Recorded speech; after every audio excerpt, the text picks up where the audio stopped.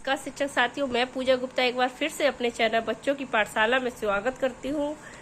आज आप ये रजिस्टर देख के अंदाजा तो लगा सकते हैं कि ये FLN रजिस्टर आज मैं लेकर आई हूँ। हाँ, ये मेरा जो वीडियो है बहुत लेट हो गया है क्योंकि स्कूल में इतने काम चल रहे, यूडाइस रिजल्ट बच्चों का और ये DBT का काम होने के कारण समय के अभाव में अभी तक वीडियो नहीं बना पाई हूँ, लेकिन अब मैं अपना एक वीडियो लेकर आई हूँ। आप सोच रहे होंगे कि FLN रजिस्टर किस तरीके से तैयार करना है। जो ये कार्यक्रम चल रहा है कक्षा 4-5 के लिए, भाषा और गणित के लिए, तो हमें इस तरीके से FLN रजिस्टर तैयार करना है बेसिक और एडवांस स्तर के लिए। इस तरीके से है। तो सबसे पहले FLN का मतलब क्या है।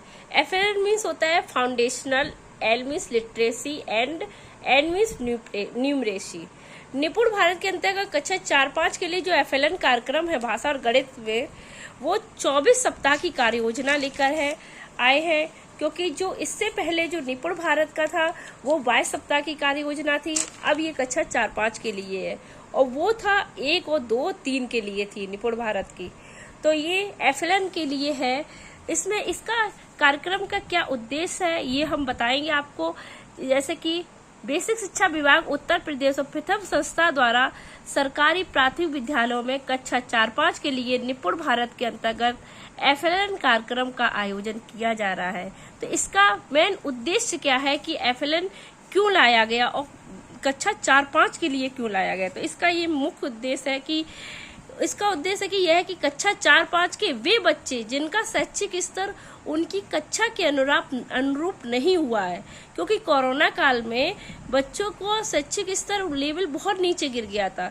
वही बच्चे अब कक्षा 4-5 में पहुंचने के कारण उतनी समझ नहीं रखते हैं। इसलिए इन FLN कार्यक्रम के द्वारा उनके आधारभूत कौशल, मौखिक अभिव्यक्ति, पठन कौशल, शब्दकोश, लेखन कौशल और संख्या ज्ञान को समृद्ध करना है। तो ये FLN का मुख्य उद्देश्य है। तो इस उद्देश्य के तहत हमें बच्चों को बेसिक स्तर और एडवांस स्तर में बच्चों को हमें स्तर में डिवाइड करना है। तो ये हमें किस तरीके से डिवाइड करना है, ये अनुच्छेद, कोई भी एक अनुच्छेद ले सकते हैं। जैसे कि एक भाषा का अनुच्छेद ले लिया, तो उस अनुच्छेद को कक्षा 4-5 के बच्चों को इकट्ठा बिठाना है पहले एक ही क्लास में। फिर उनको एक अनुच्छेद पढ़ाना है पास में अपने बुला के एक बच्चे को। अगर बच्चा फ्लुएंसी के साथ, मतलब अनुच्छेद को बिना अटक के पढ़ सकता है बच्चा अनुच्छेद को, तो वो बच्चे को हम एडवांस स्तर पे रखेंगे। और अगर बच्चा अटक के पढ़ रहा है या पढ़ ही नहीं पा रहा है तो उसे हम बेसिक स्तर पे रखेंगे। तो इस तरीके से हम भाषा का चयन करेंगे। और इसी तरीके से संख्या पहचान के लिए इस तरीके से संख्या बना लेंगे।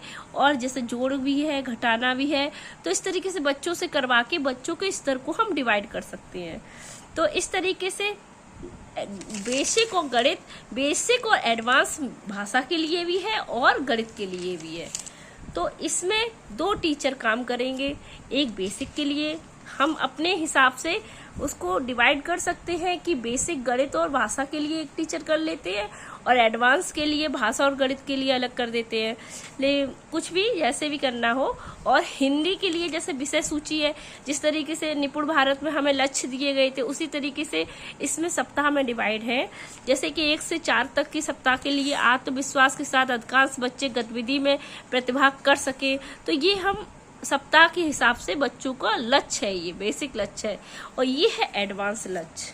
तो जो टीचर बेसिक के लिए काम करेगा वो इन लक्ष्यों पे काम करेगा बच्चों को लेके, और जो एडवांस स्तर का टीचर होगा उसको इस लक्ष्यों पर काम करना होगा। जैसे 1 से 4 के लिए कहानी, विषय, घटना, चित्र, पात्र, शीर्षक पर बातचीत कर सके, भाषा, घर की भाषा के साथ साथ विद्यालय की भाषा में तर्क वितर्क कर सके। तो इस तरीके से 1 से 4 सप्ताह का है ये कार्य योजना, इस तरीके से। और इसी तरीके से ये गणित की है, बेसिक स्तर का लक्ष्य है और एडवांस स्तर का लक्ष्य है। इसमें बेसिक टीचर बेसिक स्तर के लक्ष्य पर काम करेगा, एडवांस जो अध्यापक होगा वो एडवांस स्तर के लक्ष्य पर काम करेगा बच्चों के साथ। तो इस तरीके से उस बेसिक और एडवांस का समय सारणी भी है। तो हमें इसमें जैसे कि हमें 5 विषय वस्तु, बेसिक जो भाषा है उसमें 5 विषय वस्तु दिए जाएंगे, 5 कॉलम होंगे। तो 5 कॉलम में हमें क्लास में जाके 60 मिनट का एक वो लेना है, बच्चों के साथ काम करना 60 मिनट के लिए। तो सीखने की तैयारी के लिए गतिविधि का एक होगा जिसमें हमें बेसिक स्तर पर 15 मिनट पहले देना पड़ेगा और 1 से 4 सप्ताह तक 15 मिनट देना पड़ेगा। और बातचीत में 10 मिनट, कहानी पढ़ना और संबंधित गतिविधियां 20 मिनट और ध्वनि चेतना पर 5 मिनट काम करना पड़ेगा। लेखन में 10 मिनट। तो इस तरीके से 60 मिनट हम काम करेंगे बच्चों के साथ। ये 1 से 4 तक की सप्ताह की है और नेक्स्ट 5 से 8 तक के लिए टाइमिंग चेंज हो जाएगी इस तरीके से। ऐसे ही एडवांस स्तर में है। एडवांस स्तर में क्या होता है कि जो बेसिक स्तर पे हम ज्यादा टाइम दिया जाता है जिसमें, उसमें हम एडवांस में कम कर देते हैं क्योंकि उनका लेवल बढ़ जाता है। तो इस तरीके से हम बातचीत में समय ज्यादा देंगे और कहानी पढ़ने का टाइम 15 मिनट का, ध्वनि चेतना पर 10 मिनट का, लेखन पर 15 मिनट का टाइम देंगे। तो इस तरीके से 60 मिनट में इसमें भी काम करना है। सबसे मुख्य बात है कि बच्चों को हम किस तरीके से समूह विभाजन, प्रगति चार्ट के हिसाब से समूह विभाजन करें।